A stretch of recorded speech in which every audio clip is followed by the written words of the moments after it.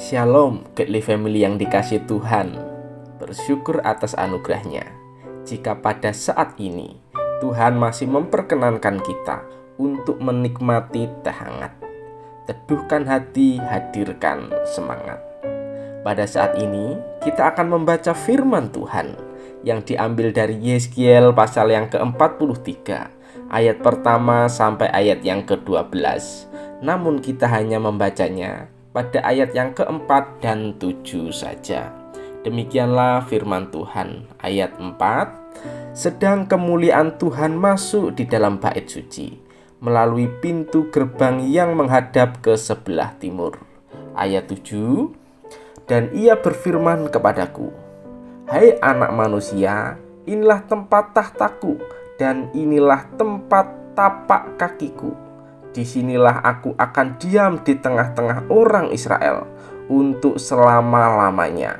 Dan kaum Israel tidak lagi akan menajiskan namaku yang kudus, baik mereka maupun raja-raja mereka, dengan persundalan mereka atau dengan mayat raja-raja mereka yang sudah mati. Saudara yang dikasihi Tuhan, dalam perjanjian baru ada 3 definisi ibadah yang Tuhan ajarkan kepada kita, yaitu beribadah secara pribadi dengan Tuhan, beribadah bersama saudara seiman, dan beribadah dengan berbuat baik. Ketiga hal ini tidak dapat dipisahkan satu dengan yang lain dan harus dilakukan bersamaan, sehingga dapat dikatakan sebagai ibadah yang sejati. Salah satu ibadah yang harus dilakukan untuk bertumbuh dalam iman adalah ibadah bersama, di mana biasanya dilakukan di rumah ibadah. Karena tempat tersebut, semua kegiatan atau ritual keagamaan sering dilakukan. Begitupun pada zaman Yeskiel. Ketika sebelum dibuang di Babel, bangsa Israel beribadah di bait Allah. Namun sebagian besar dari mereka beribadah dengan tidak sungguh-sungguh dan tidak menghormati Tuhan. Pada akhirnya, bangsa ini mendapatkan hukuman dari Tuhan dengan dibuang di Babel selama 70 tahun.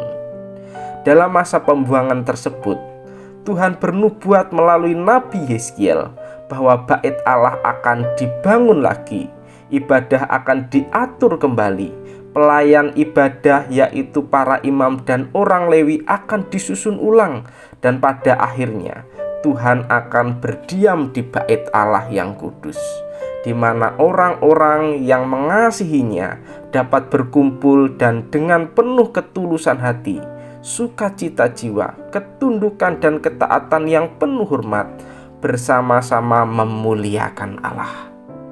Tidak akan ada orang yang akan memandang rendah atau meremehkan ibadah di bait Allah, baik itu pembesar bahkan raja sekalipun, karena yang dihadapannya adalah Tuhan yang kudus dan suci. Demikian dengan kita saat ini. Kita harus menyadari bahwa Tuhan mengizinkan keberadaan gereja atau rumah ibadah sebagai tempat tinggalnya yang harus dikuduskan dan dihormati, di mana ketika ibadah tersebut dimulai, haruslah semua orang yang mengikutinya memiliki hati yang takut akan Tuhan, hati yang bersyukur atas kebaikannya, hati yang berserah kepadanya, dan hati yang penuh hormat kepada Tuhan. Karena yang disembah dan dimuliakan bukanlah manusia atas sesuatu yang terbatas dan tidak sempurna, melainkan pribadi yang maha kuasa, di mana memberikan anugerah dan kasih yang berlimpah kepada manusia. Cara yang boleh kita lakukan ketika beribadah kepada Tuhan ialah mempersiapkan diri dengan kesungguhan hati, datang tepat waktu dalam ibadah, berpakaian yang sopan, mendoakan setiap pelayan yang Tuhan percayakan, mendoakan setiap jalannya ibadah dari awal sampai akhir, mengikuti ibadah yang berlangsung dengan tertib dan penuh hikmat, fokus terhadap ibadah yang berlangsung, dan memiliki relasi yang indah dengan saudara seiman dalam ibadah tersebut, sehingga bersama-sama memuliakan Tuhan.